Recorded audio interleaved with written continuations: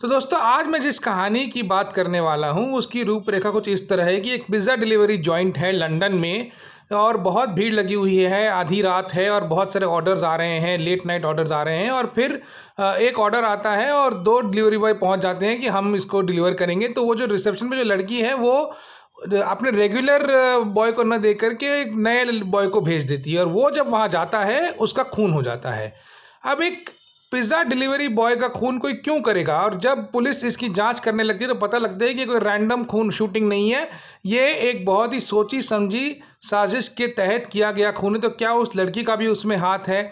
और उसके बाद जो उस खून की चश्मदीद गवाह है उसका कुछ कनेक्शन है लोकल एमपी के साथ में जो कि गवर्नमेंट के साथ लड़ रहा है, और जो डिटेक्टिव इस केस पे लगी है उसका नया नया प्रमोशन हुआ है तो उसको किस तरह से अपने आप को प्रूव करना है।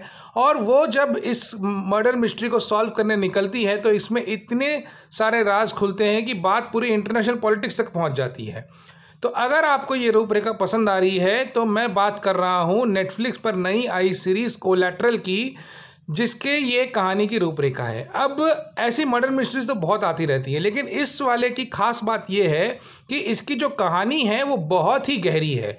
And let me tell you कि इतनी गहरी और कॉम्प्लिकेटेड कहानी को राइटर्स ने, खास करके मेन क्रिएटर डेविड हेयर ने स्क्रीन प्ले का स्ट्रक्चर इस तरह से बनाया है कि बहुत ही इकोनॉमिकली इस पूरे सीरीज़ को लिखा गया है। मतलब कि बहुत ही कम सीन्स में बहुत सारी कहानी बता दी गई है जो बहुत ज़्यादा एंगेजिंग है, हुक मेंटेन करती है और आपको धीरे धीरे धीरे बताती रहती है कि क्या हुआ होगा। तो that is the most engaging factor of collateral. So इसको आप नेटफ्लिक्स पे देख सकते हैं, कोलैटरल।